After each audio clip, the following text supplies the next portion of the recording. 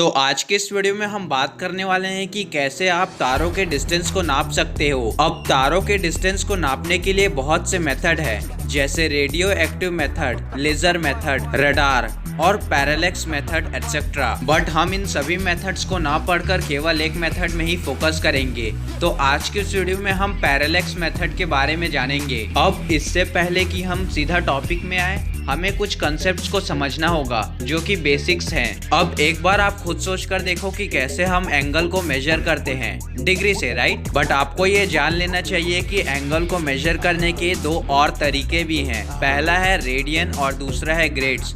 But इस video को simple रखने के लिए हम यहाँ पर ग्रेड को डिस्कस नहीं करेंगे। हम केवल दो मेजरमेंट में ही फोकस करेंगे। पहला है डिग्री और दूसरा है रेडियन। अब मुझे शायद बताने की जरूरत नहीं है कि आप कैसे एंगल को डिग्री से मेजर करते हैं, तो आगे हम केवल रेडियन को ही डिस्कस करेंगे।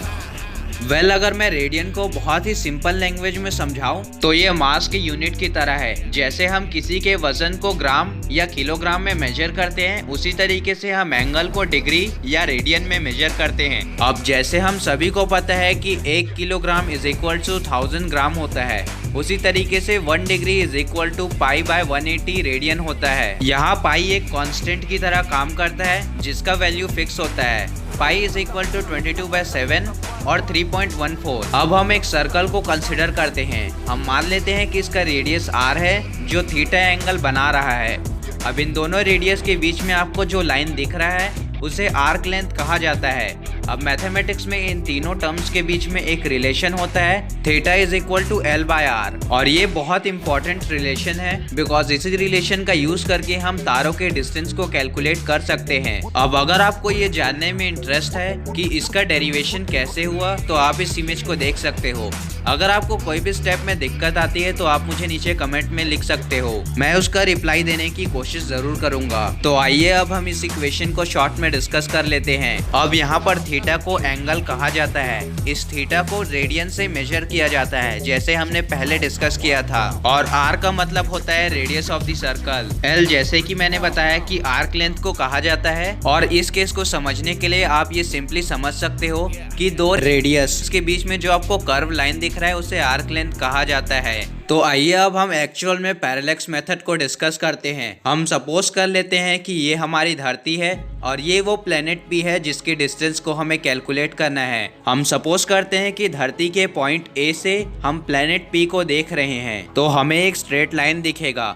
और इसी तरीके से हम धरती के पॉइंट B से हम प्लेनेट P को देखेंगे तो हमें एक और लाइन दिखेगा। और आप ये देख पा रहे होंगे कि इन दोनों लाइंस के बीच में एक एंगल बन रहा है। हम सपोज करते हैं कि इस एंगल को थीटा कहा जाता है। अब जैसे हम पॉइंट A को पॉइंट B से ज्वाइन करेंगे तो हमें एक लाइन दिखेगा। अब इस लाइन को हमारे कन्वीनियंस के लिए हम B से रिप्रेजेंट करते हैं। अब आप चाहो तो B से रिप्रेजेंट ना करके किसी और वेरिएबल से भी इसे रिप्रेजेंट कर सकते हो, बट क्योंकि ये एक कन्वेंशन है इसीलिए हम B से ही रिप्रेजेंट करेंगे। सिमिलरली हम इस लाइन को S से डिनोट करते हैं। अगर आप नोटिस कर पा रहे हो तो यहाँ पर एक सर्कल है, ये देखो। अब जैसे कि हम देख पा रहे हैं कि इस सर्कल का रेडियस S है और आर्क लेंथ B है। अब क्योंकि कर्व लाइन और B के बीच में ज्यादा अंतर नहीं है तो हम B को अप्रोक्सीमेटली आर्क लेंथ कंसिडर करते हैं।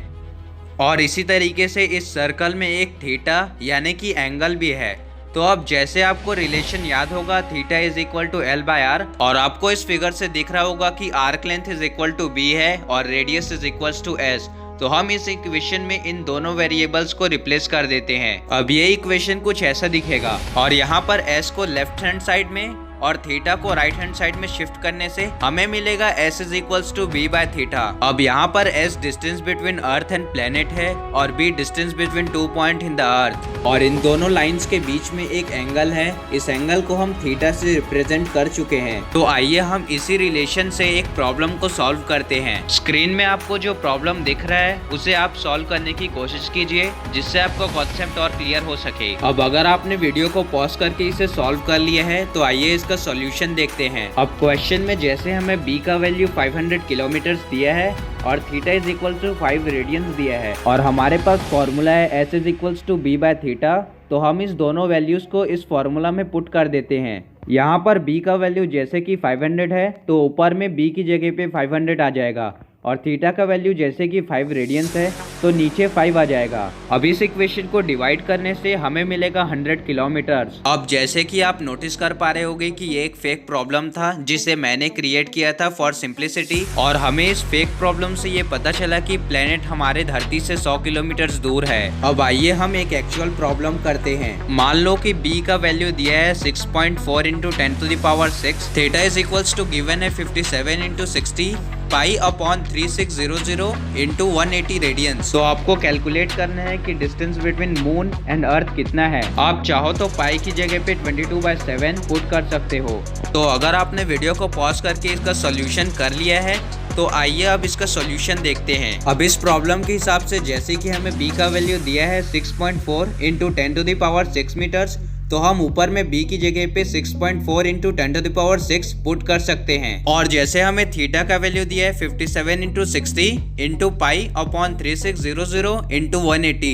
तो हम थीटा की जगह पे इस वैल्यू को पुट कर देते हैं। अब इस इक्वेशन को सिंप्लीफाई करने से हमें मिलेगा 6.4 इंटू 3600 इंटू 180 इंटू 10⁶, नीचे 57 इंटू 60 इंटू पाई। अब इस इक्वेशन को आप आगे सॉल्व कर सकते हो। पाई का वैल्यू आप 22/7 रखना और आपको आंसर मिलेगा 3.858 इंटू 10⁸ मीटर्स। अब इस वीडियो को खत्म करने से पहले आइए एक लास्ट क्वेश्चन कर लेते हैं जिससे हमारा कॉन्सेप्ट और क्लियर हो सके।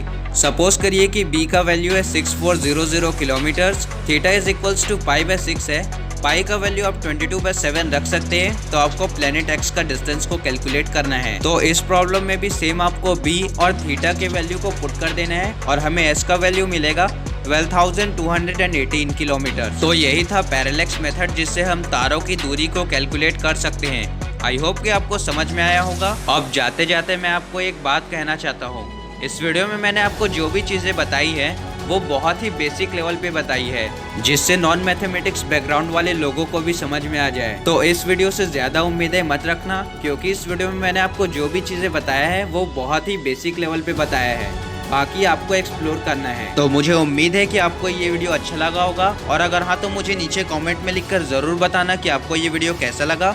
बाय द वे, इस वीडियो को लाइक करने के बाद चैनल को सब्सक्राइब करके उस नोटिफिकेशन वाले बेल आइकन को ऑन कर देना। और ऑन करना इसलिए जरूरी है ताकि मैं जब भी कोई नई वीडियो अपलोड करूँ तो आपको उसकी नोटिफिकेशन तुरंत मिल जाए। वीडियो को अपने फ्रेंड्स एंड फैमिलीज के साथ भी शेयर कर देना ताकि उनको भी ये अमेजिंग नॉलेज मिल सके। And then thanks for watching.